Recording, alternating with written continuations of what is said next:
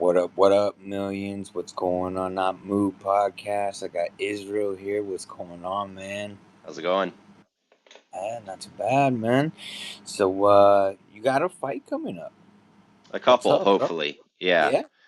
So I'm doing the 175 inaugural title bracket at Okay. Scrap Super Fights, April 25th. Sweet. Sweet. Yeah, I hear that's supposed to be pretty big. They're promoting that pretty big. So that's gonna be awesome. Um, you got you guys got merch? What gym you're fighting out of? Where can people come to watch this and get it on stream at? Where can they view Uh, it? yeah, so they can view it on Millions. I think there's going to be a pay-per-view for it. But as far as location, it's going to be in Pilot Mountain.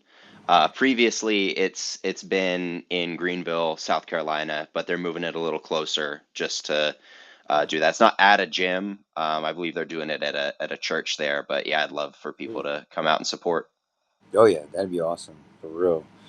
The more the merrier, man. So how long have you been doing this? Where are you at in your career? What gravitated you towards the sport?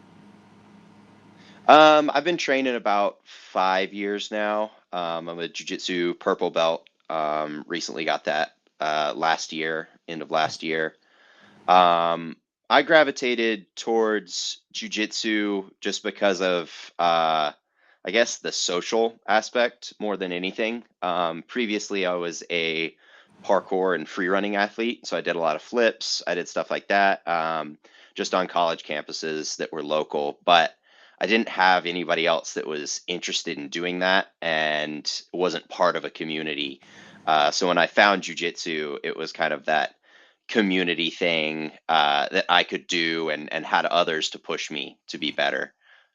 That's awesome. That's awesome. Yeah, we all need that. It seems, man. I found myself in a sports community, man, and it's crazy, man. The competition, it really helps you like locate and try to become better.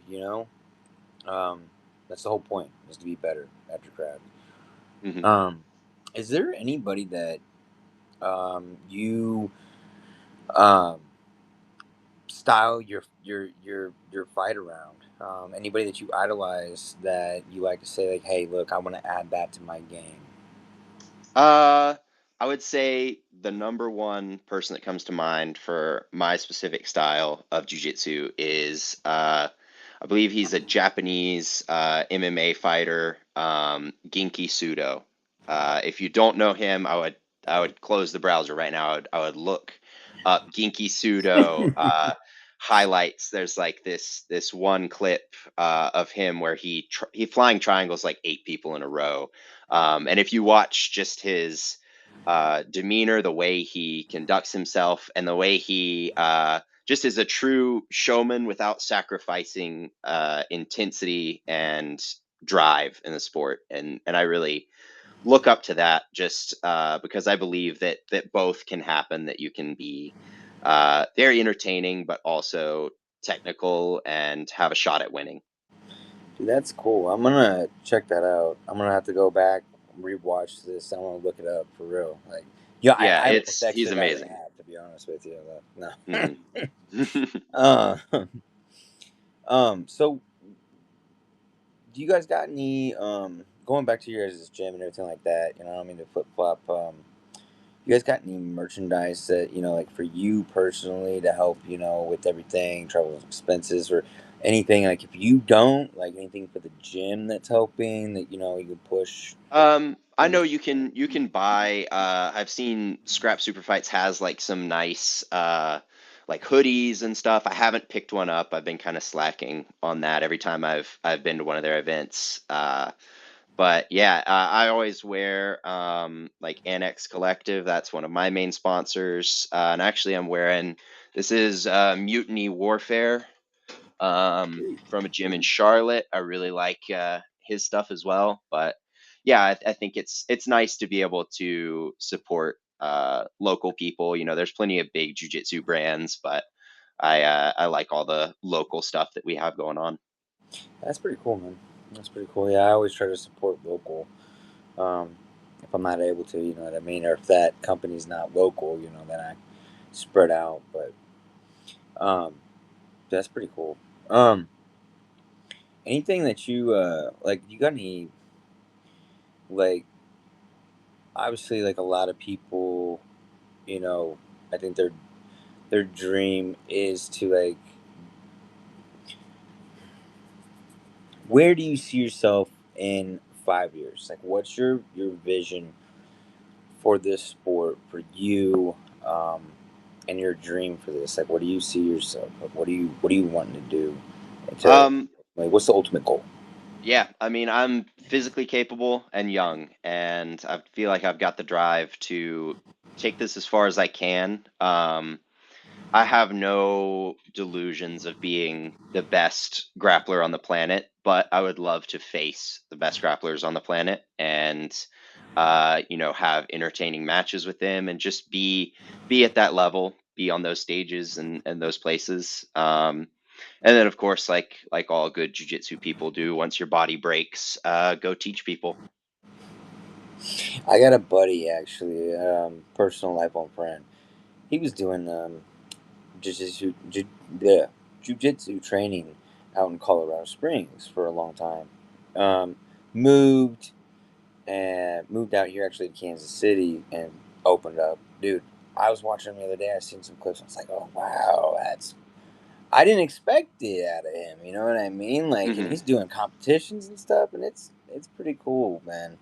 I really admire that. It's something I've been looking at to put in my son. One of my sons has got a lot of extra energy, and I think that would be a good source or good outlet for him.